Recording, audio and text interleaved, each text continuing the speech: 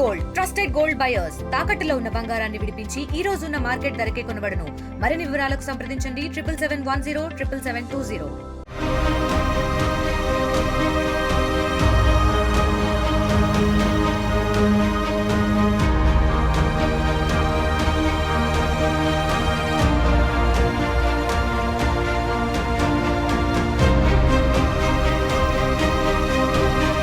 మరికొద్ది గంటల్లో బడి గంటలు మోగనున్న నేపథ్యంలో ఇప్పటికే వాతావరణం కూడా ఒక ఆనందోత్సవాల మధ్య కనిపిస్తుంది. విద్యార్థులు వేసవి సెలవులు ముగించుకొని ఎప్పుడెప్పుడు బడికి వెళ్దామన్నటువంటి ఆలోచనలతోటి ఆనందంతో ఉన్నారు. అలాగే తల్లిదండ్రులు కూడా పిల్లల భవిష్యత్తు కోసం బంగారు బాటలు వేయాలన్నటువంటి ఒక ప్రణాళికతోటి కూడా ప్రైమరీ సెక్షన్ నుండే అనేక ప్రణాళికలు వేసుకుంటూ ఉంటారు. అట్లాంటి సమయంలో ముఖ్యంగా గ్రామీణ వాతావరణంలోకి వచ్చేసరికి ప్రభుత్వ పాఠశాలలకు వెళ్ళేటువంటి విద్యార్థులు కొన్ని సమస్యలు ఎదుర్కొంటున్నారు.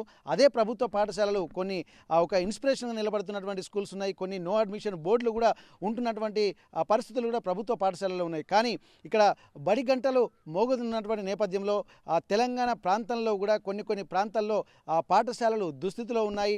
వాటిని డెవలప్ చేయాల్సినటువంటి అధికారులు కూడా కొంత పట్టించుకున్నటువంటి పరిస్థితులు ఉన్నాయి. ప్రస్తుతానికైతే ఉమ్మడి వరంగల్ జిల్లాలో కూడా కొన్ని పాఠశాలలు కూడా అట్లాంటి ఇబ్బందికర పరిస్థితులు ఉన్నాయి. ప్రస్తుతానికి మనం కాకతీయులు ఏలినటువంటి ఫోర్ట్ వరంగల్లో ఉన్నాము, మధ్య కోటలో ఉన్నాము. అట్లాంటి ప్రాంతంలో ఉన్నటువంటి పాఠశాలను కూడా ఎంతో ప్రతిష్టాత్మకంగా తీసుకోవాల్సినటువంటి అవసరం ఉంటుంది. ఎందుకంటే ఈ వేదికగానే కాకతీయ సామ్రాజ్యం ఏదైతే ఉందో అదంతా కూడా ఇప్పుడు మనం ఉంటున్నటువంటి మధ్య కోట ప్రాంతాన్ని వేదికగా చేసుకునే పరిపాలన సాగించినటువంటి ప్రాంతంలో మనం ఉన్నాము. అట్లాంటి ప్రాంతాల్లో ఉన్నటువంటి ఓ ప్రభుత్వ పాఠశాలలోకి వెళ్దాం. ఎట్లాంటి పరిస్థితులు ఉన్నాయి, బడికి వచ్చేటువంటి పిల్లలకు ఎట్లాంటి పరిస్థితులు స్వాగతం పలకబోతున్నాయి మనం చూసేటువంటి ప్రయత్నం చేద్దాం. ప్రస్తుతానికి ఇప్పుడు మనం చూస్తున్నటువంటిది ఇక్కడ మధ్యకోటలో ఉన్నటువంటి ప్రాథమిక పాఠశాల. ఇందులోనే హై స్కూల్ కూడా వెనుక భాగంలో ఉంటుంది. ప్రాథమిక పాఠశాలలో కూడా 120 మందికి పైగా విద్యార్థులు ఉంటారు. పాఠశాలలకు అడ్మిషన్లు కూడా వస్తున్నటువంటి నేపథ్యంలో కూడా ఎట్లాంటి పరిస్థితులు ఉన్నాయో మనం కనుక్కునేటువంటి ప్రయత్నం అయితే చేద్దాం. ప్రస్తుతానికి ఈ స్కూల్ యొక్క వాతావరణాన్ని మనం ఒక్కసారి వివరించేటువంటి ప్రయత్నం చేద్దాం. ఇక్కడ దాదాపు ఎంతో ప్రతిష్టాత్మకంగా కూడా ఈ స్కూలుకు సంబంధించి కూడా కొత్త బిల్డింగ్ శాంక్షన్ కూడా ఇక్కడ గతంలో ఎమ్మెల్యేగా ఉన్నటువంటి వరంగల్ తూర్పు ఎమ్మెల్యేగా ఉన్నటువంటి కొండ సురేఖ గారు ప్రస్తుతానికి ఎండోమెంట్ మినిస్టర్గా ఉన్నారు. ప్రస్తుతానికైతే 2017లో దీనికి ఈ పాఠశాలకు కొత్త భవనానికి శంకుస్థాపన చేశారు. కానీ అప్పటి నుండి ఇక్కడ సగమే నిర్మాణం పూర్తయింది, మిగిలిన సగం పూర్తిగాక అలాగే 2017 నుండి ఇప్పటి వరకు అంటే 8 సంవత్సరాల పాటు నిరుపయోగంగానే ఉంది. ఇక్కడ ఫండ్స్ ఆగిపోవడం వల్ల ఈ పాఠశాల భవనం నిర్మాణం పూర్తి కాకపోవడంతో విద్యార్థులు అంటే 120 మంది విద్యార్థులు కూడా రెండే తరగతి గదులు వెళ్ళదీస్తున్నటువంటి పరిస్థితి. 5 క్లాసులు కూడా ఒకే తరగతిలో ఉంటున్నటువంటి నేపథ్యంలో ఎట్లాంటి పరిస్థితులు ఉన్నాయి ఒక్కసారి మనం పాఠశాలలోకి వెళ్దాము. ఇందులో ఆ పాఠశాల యొక్క స్థితిగతులు ఎట్లా ఉన్నాయి, ఎందుకంటే 8 సంవత్సరాల నుండి ఇలాగే ఉంటుందంటే మనం కొద్దిగా చూడొచ్చు. ప్రస్తుతానికైతే ఇక్కడ ఈ govt primary school middle fort Khila Warangal మండలానికి సంబంధించినటువంటి పాఠశాల. ఎందుకంటే పైన విద్యార్థులు పాఠశాలకు రావాలంటే ఎంతో ఉత్సాహం, ఎందుకంటే వాళ్ళు పై తరగతులకు కూడా వెళ్ళేటువంటి అవకాశం ఉంటుంది. కాబట్టి ఆ పై తరగతులకు వెళ్ళేటువంటి పరిస్థితుల నేపథ్యంలో కూడా కొంత ఉత్సాహంతో ఉంటారు. కానీ ఇక్కడ పూర్తి స్థాయిలో నిర్మాణాలు ఇంకా కాకపోవడం వల్ల ఎక్కడ కూర్చోవాల్సినటువంటి పరిస్థితి అన్నటువంటి ఒక ప్రశ్న తలెత్తుతుంది. మరికొద్ది గంటల్లో పాఠశాల ప్రారంభం కావాలి, కానీ ఇక్కడ నిర్మాణం పూర్తి కాకపోవడంతో విద్యార్థులు కూడా కొంత ఇబ్బందికర పరిస్థితులే ఎదుర్కొంటున్నట్టుగా మనకు తెలుస్తుంది. ఎందుకంటే ఇప్పటి వరకు ఒక తరగతి గదులు పూర్తి అయిపోయిన తర్వాత క్లాసులలోకి వస్తే ఒక కొత్త వాతావరణం కనిపించాలి. కానీ 8 ఏళ్లుగా ఇట్లాంటి వాతావరణం ఉండడంతో మొత్తం నిరుపయోగంగా ఉంది. మొత్తం ఇక్కడ అంతా కంప చెత్త చెదారంతో పాటు ఎక్కడెక్కడ అలాగే ఉన్నటువంటి పరిస్థితి. ఇక్కడ పైన కూడా ఎందుకంటే 2 ఫ్లోర్లు వేశారు, 2 ఫ్లోర్లలో కూడా ఇంకా ఎట్లాంటి పూర్తి నిర్మాణం కాకపోవడము, నిర్మాణం పూర్తి కాలేకపోవడంతో కూడా విద్యార్థులు కూడా ఎక్కడ ఉండి చదువుకోవాలన్నటువంటి ఆందోళన మాత్రం వాళ్ళ కనిపిస్తుంది. చుట్టూ గోడలు కూడా లేకపోవడంతో కూడా ఎట్లాంటి ఆచ్ఛాదం లేదు. విద్యార్థులు ఎవరైనా అత్యుత్సాహం ప్రదర్శించి పైకి వస్తే కూడా కింద పడిపోయేటువంటి ప్రమాదం అయితే ఉంది. మనకు చూస్తున్నటువంటి పరిస్థితి చూస్తే ఇక్కడ చుట్టూ గోడలు లేకపోవడం కూడా మనం గమనించాల్సినటువంటి అవసరం ఉంటుంది.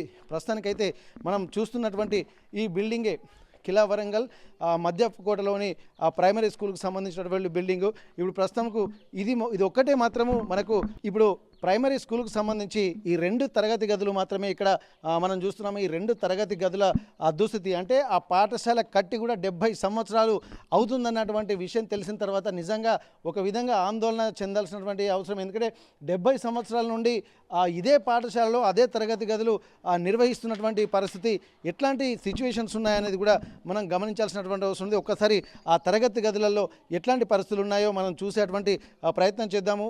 ఇక్కడ దీనికి సంబంధించి ఈ క్లాసులు కనుక నిర్మాణం పూర్తయితే ఇక్కడ ఫోర్ట్ వరంగల్ అనేది ఒక ప్రతిష్టాత్మకమైనటువంటి ప్రాంతం కాబట్టి ఇక్కడ కూడా విద్యార్థులు కూడా వేరే ప్రైవేట్ స్కూల్స్ కూడా ఇక్కడ అందుబాటులో లేకపోవడం, అలాగే ప్రభుత్వ పాఠశాలలో కూడా మెరుగైన ఉపాధ్యాయులు ఉన్నప్పటికీ కూడా వారి సేవలు పూర్తి స్థాయిలో వినియోగించుకోలేకపోవడాన్ని కూడా ఇక్కడ మనం గమనించాల్సినటువంటి అవసరం అయితే కనిపిస్తుంది. ఒక్కసారి ఆ తరగతి గదిలోకి వెళ్తే ఎట్లాంటి పరిస్థితులు ఉన్నాయో చూద్దాం. ఎందుకంటే 70 సంవత్సరాల ముందు నిర్మించినటువంటి ఆ పాఠశాల ఎట్లాంటి స్థితిగతులతో ఉందో ఒక్కసారి మనం కనుక్కునేటువంటి ప్రయత్నం అయితే చేద్దాం.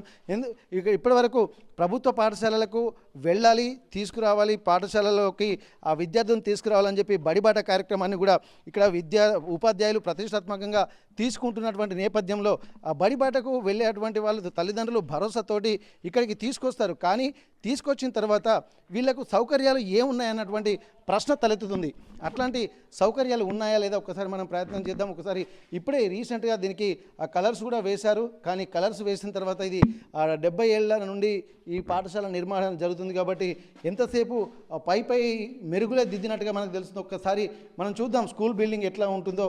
స్కూల్ బిల్డింగ్ పరిస్థితి చూసినట్టయితే మొత్తం ఇక్కడ ఆ వర్షానికి, చిన్న వర్షానికే గోడలు మొత్తం ఇక్కడ నానిపోయినటువంటి పరిస్థితి మనం ఇక్కడ చూస్తున్నాము.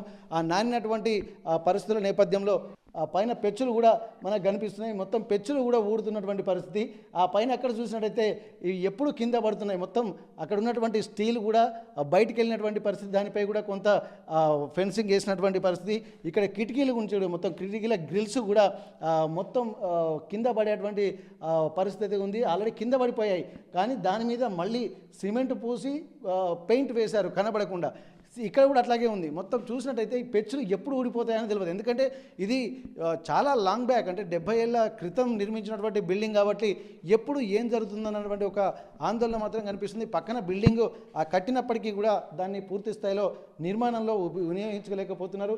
ప్రస్తుతానికి అక్కడ కూడా మనం చూడొచ్చు మొత్తం ఈ చుట్టూ పెచ్చులు అయితే కనిపిస్తున్నాయి. ఇప్పుడు మనం చూస్తున్నటువంటి ఇన్ఫ్రాస్ట్రక్చర్ విషయానికి వస్తే ఒక్కసారి ఇక్కడ బ్లాక్ బోర్డుకి సంబంధించింది కానీ, అలాగే టేబుల్కి సంబంధించి కానీ ఇవన్నీ కొత్త ఎక్విప్మెంట్స్, కొంతమంది డోనర్స్ కూడా ఇచ్చేటువంటి పరిస్థితులు కనిపిస్తున్నాయి. ఇంత ఎక్విప్మెంట్స్ ఉన్నప్పటికీ కూడా తరగతి గదులు లేకపోవడం వల్ల నిరుపయోగంగా కూడా ఇక్కడ 2 బ్లాక్ బోర్డ్స్ ఉన్నాయి. పుస్తకాలు కూడా ఇక్కడ ఈ దుమ్ములోనే పట్టి ఉన్నటువంటి పరిస్థితి. మరో క్లాస్ రూమ్కి వెళ్దాం. అక్కడ కూడా ఎట్లాంటి పరిస్థితులు ఉన్నాయో చూసేటువంటి ప్రయత్నం అయితే చేద్దాం. ఎందుకంటే పాఠశాల నిర్వహణ బాగానే ఉంది, ప్రెమిసెస్ బాగానే ఉన్నాయి, చుట్టుపక్కల అన్నీ బాగానే ఉన్నాయి. కానీ నిర్వహణ లేకపోవడము ప్లస్ ఇక్కడ ఉన్నటువంటి బిల్డింగ్ పూర్తి కాకపోవడంతో కూడా అనేక ఇబ్బందులు పడుతున్నటువంటి పరిస్థితి.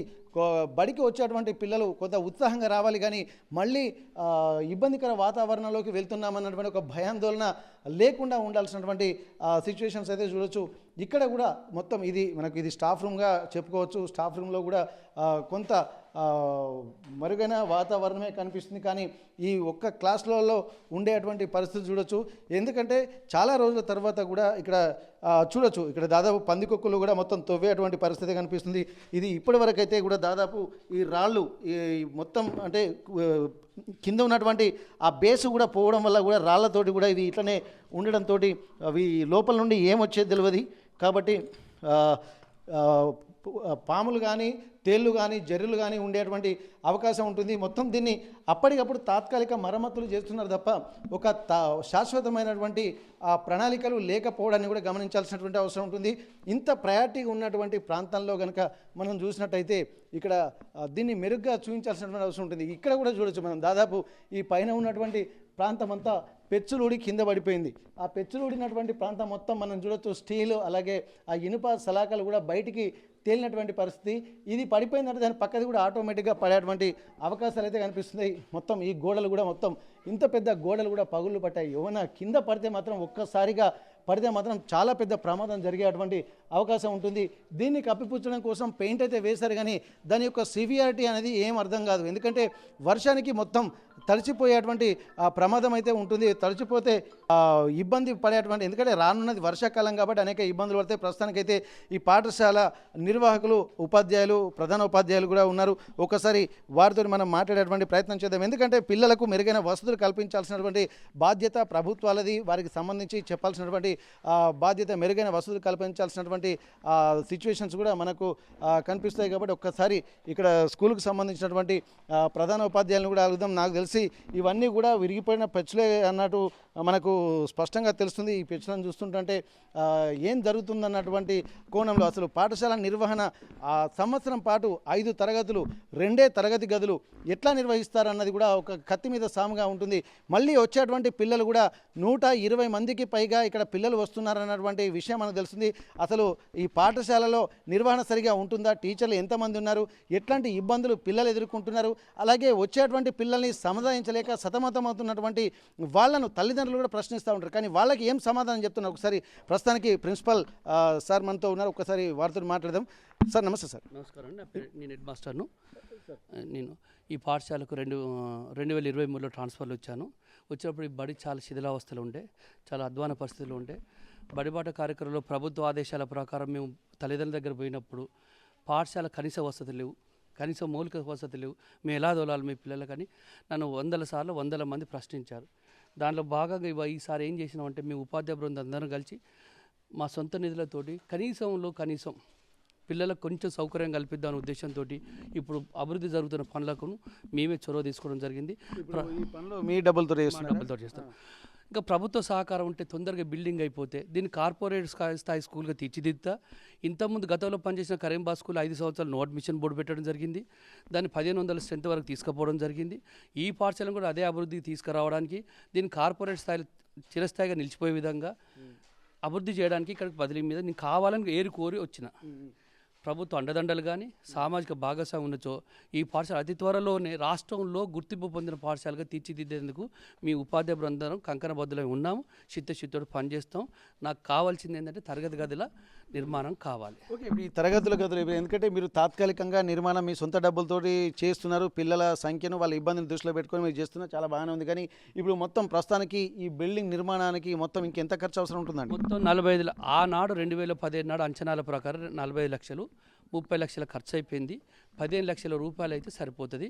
ఈ 15 లక్షలు లేకపోవడం వల్ల 30 లక్షల రూపాయల బిల్డింగు వృధాగా నిరుపయోగంగా ఉన్నది. అది ఉపయోగంలోకి రావాలంటే కొద్ది నిధులు ప్రభుత్వం కేటాయించినా కూడా, అధికారులు సహకరించినా కూడా ఇది విద్యార్థులకు సౌకర్యవంతమైన భవనంగా తయారవుతుంది. అత్యుత్తమ పాఠశాలగా మేము తీర్చిదిద్దాం. ఇప్పుడు మీరు 120 మంది విద్యార్థులు, ఈ తరగతి గదిలో ఒకటేమో స్టాఫ్ రూమ్ ఉన్నది, ఒకటేమో క్లాస్ రూమ్ ఉన్నది. ఇంతమంది ఎట్లా అడ్జస్ట్ అవుతున్నారండి? ఇక్కడ 2 రూమ్లను, వరండాలో ఒక క్లాసు, బయట వరండా ఒక class, head master room, staff room కలిసి ఒక తరగతి, పక్కకు ఒక తరగతి, 2 రూమ్లను తాత్కాలిక రేకుల షెడ్ వేయించుకున్నాం మేమే. ఆ రేకుల షెడ్లో నడుస్తున్నది. మేము ఇంకా భవనం పూర్తి స్థాయి భవనం లేదు, పూర్తి స్థాయి తరగతి గదులు లేవు.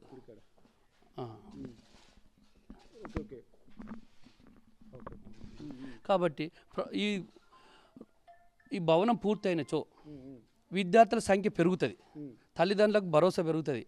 ఈ ఆసక్తికరమైన యాక్టివిటీస్ ద్వారా ఎన్ని చేసినప్పటికీ కూడా బోధన లోపల టీచింగ్ లెర్నింగ్ ప్రాసెస్లో మేము ఎంత వినూత్నమైన పద్ధతులు అవలంబించినప్పటికీ విద్యార్థులను తోలడానికి తల్లిదండ్రులు ఆసక్తి చూపడం లేదు. కేవలం భౌతిక మౌలిక వసతి లేకపోవడం వల్లనే. ఈ రెండున్నచో మా వినూత్నమైన విద్యాబోధన ద్వారా ఆసక్తికరమైన ఆకట్టుకునే విధానం భవనం ఉన్నదనుకోండి, రాష్ట్ర స్థాయిలో ఒక గుర్తింపున్న పాఠశాలగా మేము తీర్చిదిద్దాం అన్నట్టు. ఓకే, మీరు ఇవన్నీ ఒక ఆంటర్‌ప్రెన్యూర్స్‌గా లేకపోతే ఒక వినూత్నమైన రీతిలో విద్యాబోధన చేస్తున్నా అంటారు. మీకు ఇప్పటివరకు ఏమైనా అవార్డులు గిట్ల ఏమైనా వచ్చాయండి? నేను స్టేట్ బెస్ట్ టీచర్ అండి, నేను స్కూల్ లీడర్షిప్ అకాడమీలో మెంబర్నండి, నేను స్టేట్ రీసోర్స్ పర్సన్ ట్రైనింగ్లకు, నేను LFL హెడ్ మాస్టర్ను.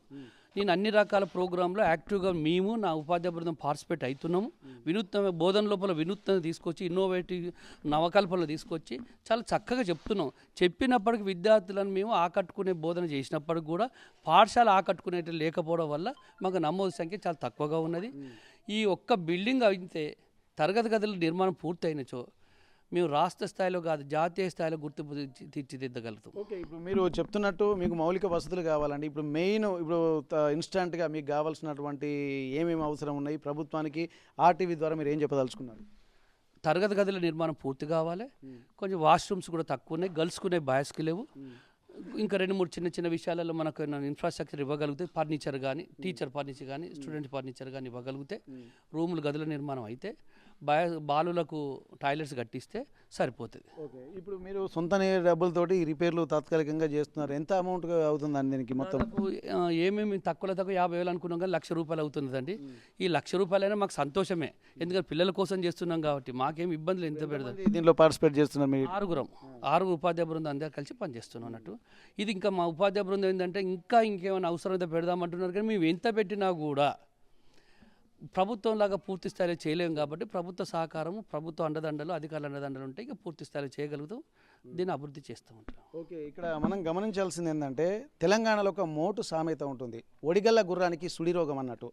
ఇంతమంది బెస్ట్ టీచర్స్, వెల్ క్వాలిఫైడ్, ఒక ఎంథ్యూజియాజంగా ఉన్నటువంటి టీము, వాళ్ళ క్రూ కూడా రాష్ట్ర స్థాయిలో కూడా అనేక ప్రోగ్రామింగ్ కూడా చేపట్టేటువంటి పరిస్థితులు ఉంటాయి. కానీ వీళ్ళందరూ ఉన్నారు, వీళ్ళ టీం కూడా ఎంతో ఉత్సాహంగా ఉన్నారు.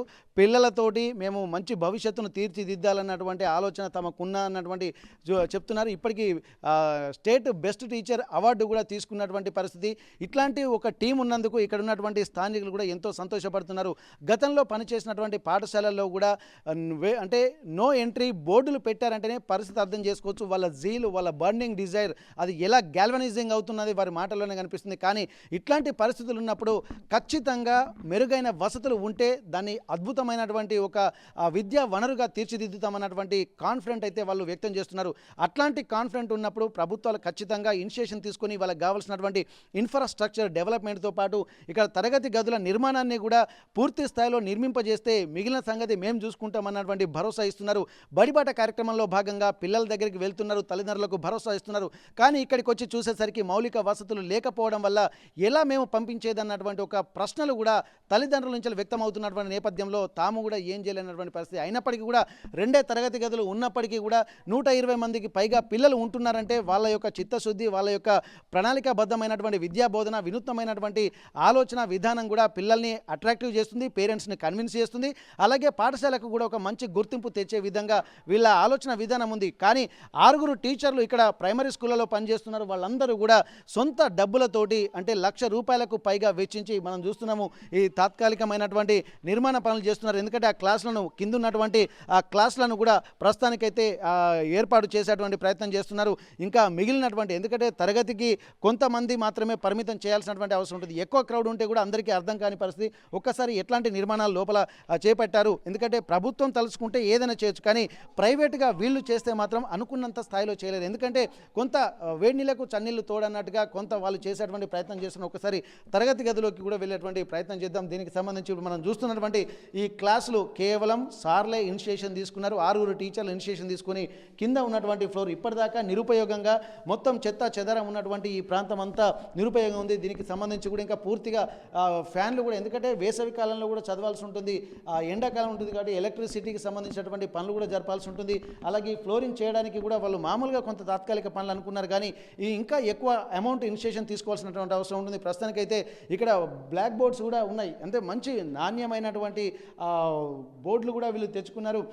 పాఠశాల అంటే తాము ప్రభుత్వ ఉద్యోగం పొందినందుకు తాము కూడా పిల్లలకు ఎట్లాంటి విద్యను అందించాలన్నటువంటి ఒక బర్నింగ్ డిజైర్తో వాళ్ళైతే ఉన్నట్టుగా మనకు కనిపిస్తుంది. ప్రస్తుతానికైతే అట్లాంటి వాళ్ళు ఇంత చేయాలనుకుంటున్నటువంటి తమకు మాత్రం కొన్ని మెరుగైన వసతులు లేకపోవడం వల్ల కూడా అనేక ఇబ్బందులు పడుతున్నామని చెప్పి ప్రభుత్వానికి కూడా విజ్ఞప్తి చేస్తున్నటువంటి పరిస్థితి. ప్రస్తుతానికైతే పేరెంట్స్ కూడా ఇక్కడ ఎట్లాంటి పరిస్థితులు ఉన్నారు, వాళ్ళ పిల్లల్ని కూడా ఎంతో భరోసాతోటి బడిబాట కార్యక్రమంలో భాగంగా తల్లిదండ్రులు కూడా వస్తున్నటువంటి నేపథ్యంలో పిల్లల పేరెంట్స్ కూడా ఉన్నారు. వాళ్ళ పిల్లల్ని కూడా అడ్మిషన్లో భాగంగా ఇక్కడ తీసుకొచ్చారు. వీళ్ళిద్దరు పిల్లలు కూడా ఈ స్కూల్కు మొదటిసారి తీసుకొచ్చారండి.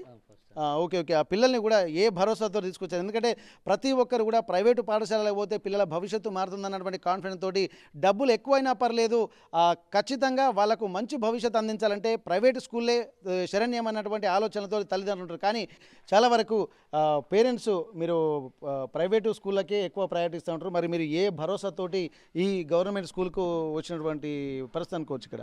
అదే ఇక్కడ సార్లు కూడా చాలా మంచిగా ఉన్నారు, బయట కూడా తెలుసుకున్నాము.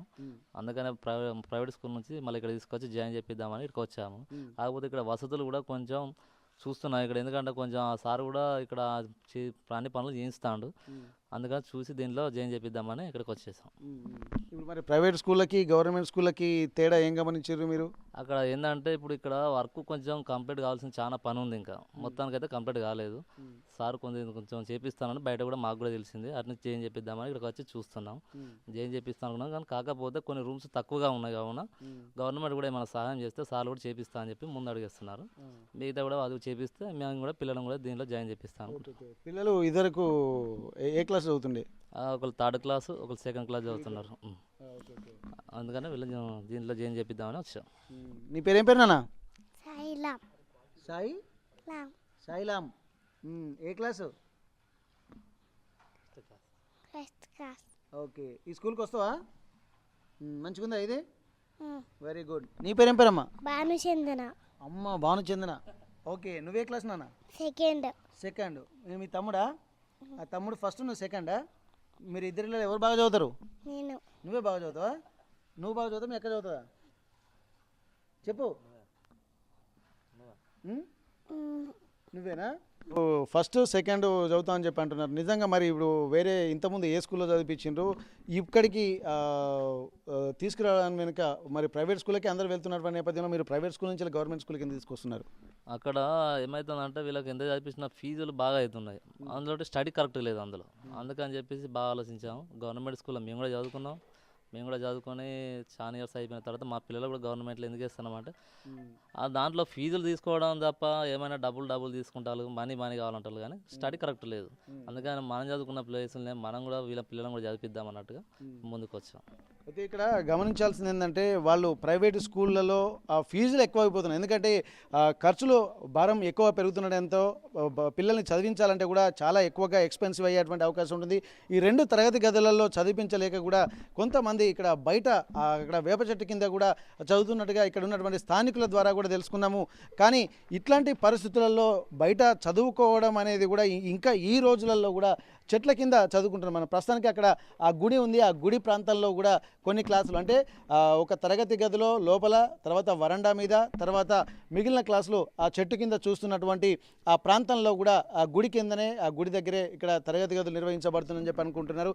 కానీ ఇక్కడ మనం గమనించాల్సింది ఏంటంటే ఇప్పుడు ఈ పాఠశాల గురించి మనం చెప్పుకోవాల్సినటువంటి అవసరం ఏంటంటే ఇక్కడ తెలంగాణ రాష్ట్రమే కాదు ప్రపంచవ్యాప్తంగా పర్యాటకులు ఇక్కడ ఉమ్మడి వరంగల్ జిల్లాకు వస్తుంటూ ఉంటారు. ఉమ్మడి వరంగల్ జిల్లాలో కూడా అనేక పర్యాటక ప్రాంతాలు ఉంటున్నటువంటి నేపథ్యంలో ఇక్కడ ప్రస్తుతానికి ఎంతో పర్యాటకంగా ఉంటున్నటువంటి నేపథ్యంలో కూడా ఫోర్ట్ వరంగల్ చూడడానికి కూడా చాలామంది ఇక్కడికి వస్తున్నటువంటి పరిస్థితి. కానీ ఇక్కడ ఇట్లాంటి ఒక సుపరిపాలన అందించినటువంటి కాకతీయ సామ్రాజ్యంలో ఉన్నటువంటి ప్రభుత్వ పాఠశాల ఇట్లాంటి దుస్థితిలో ఉన్నది. ఎందుకంటే ప్రతిష్టాత్మకంగా తీసుకున్నారు. 2017లో 45 లక్షలతోటి ఇక్కడ ప్రతిష్టాత్మకంగా కూడా భవన నిర్మాణానికి శంకుస్థాపన చేశారు. కానీ అప్పటి నుండి ఇప్పటి వరకు సగం పూర్తయింది. మిగిలిన సగం పూర్తి చేయాలంటే మరొక 15 లక్షల రూపాయలు ఖర్చు అవసరమై అంటుకుంటున్నారు. అప్పటికి 45 లక్షలు. కానీ ఇప్పుడు మళ్ళీ ఇంకా కొంత డెవలప్మెంట్ చేయాలి, latest equipments, latest infrastructure create చేయాలంటే కూడా ఖచ్చితంగా మరో 15 లక్షల రూపాయలు అవసరం అనుకుంటున్నారు.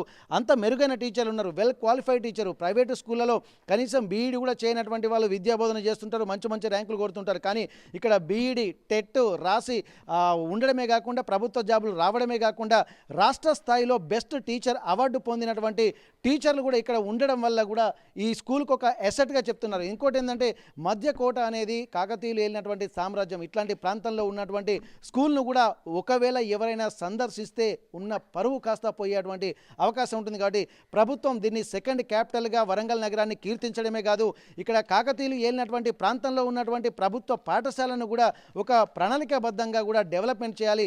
ఒకవేళ దీన్ని కనుక డెవలప్ చేస్తే మాత్రం దీన్ని ఒక రాష్ట్ర స్థాయిలో అత్యుత్తమమైనటువంటి పాఠశాలగా తీర్చిదిద్దేటువంటి ఆ స్కోప్ మాకుంది, ఆ ధైర్యం మాకుంది, ఆ చొరవ మేము తీసుకుంటాము. ఖచ్చితంగా బెస్ట్ స్కూల్గా మేము అందించాలంటే కనీసం వసతులు కూడా లేకపోవడమే మమ్మల్ని ఇబ్బంది గురి చేస్తుందని చెప్పి ఇటు పాఠశాల ఉపాధ్యాయులు అలాగే ప్రధాన ఉపాధ్యాయులు కూడా ఆవేదన వ్యక్తం చేస్తున్నటువంటి పరిస్థితి. కాబట్టి ఇంత చిన్న అవకాశం అయితే, ఎందుకంటే 15 లక్షల రూపాయలు పెద్ద విషయం కాదు. కాకపోతే ఇక్కడ అట్లాంటి టీచర్, అట్లాంటి క్రూ ఉండడమే ఇక్కడ ప్రధాన అంశంగా దృష్టిలో పెట్టుకొని ప్రభుత్వం కూడా దీనిపై వెంటనే స్పందించి మెరుగైన వసతులు కల్పించి పాఠశాలన్నీ కూడా పునర్నిర్మాణం చేయాల్సినటువంటి అవసరం ఉంటుంది. ఈ తరగతి గదులు ఎన్ని రోజులు ఉంటాయో తెలియదు. 70 ఏళ్ల నుండి ఉంటున్నటువంటి ఈ భవనం ఎప్పుడు కూలిపోతుందో తెలియదు. కానీ కొత్తగా కట్టేటువంటి భవనాన్ని కూడా ఒక ప్రతిష్టాత్మకంగా తీసుకొని దీని నిర్వహణ కూడా సజావుగా చేయాల్సినటువంటి అవసరం అయితే కనిపిస్తుంది. వరంగల్ మధ్యకోట నుండి కెమెరా పర్సన్ నాగరాజుతో వెంకటరత్నం, RTV వరంగల్.